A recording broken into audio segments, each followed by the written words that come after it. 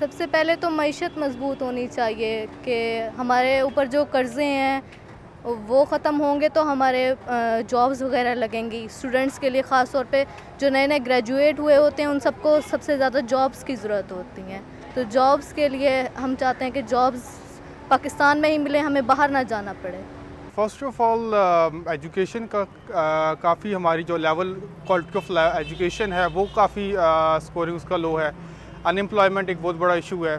फिर सी पैक के हवाले से देखा जाता है कि कैसे वहाँ पे रोज़गार पैदा किया जाए, क्योंकि मोस्ट प्रोबेबली इमरान खान साहब आ रहे हैं गवर्नमेंट में और 1 करोड़ जॉब्स उन्होंने देनी है। तो ये यूथ के लिए बहुत बड़ा चैलेंज आई थिंक सो।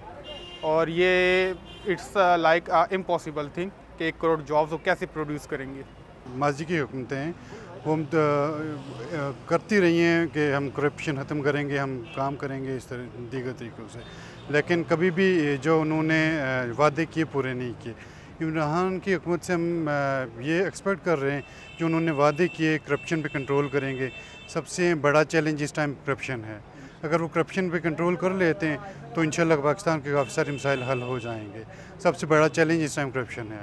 आप स्किल एजुकेशन क्रिएट करके अपने नौजवानों के लिए फैक्ट्रीज़ लगाएं। आप मलेशिया को देख लें, पहले जो प्रोडक्ट जापान का था, आज मलेशिया ने उसको इतना टेकअप कर लिया कि वो जापान से टेक्नोलॉजी लेके आगे निकल गया।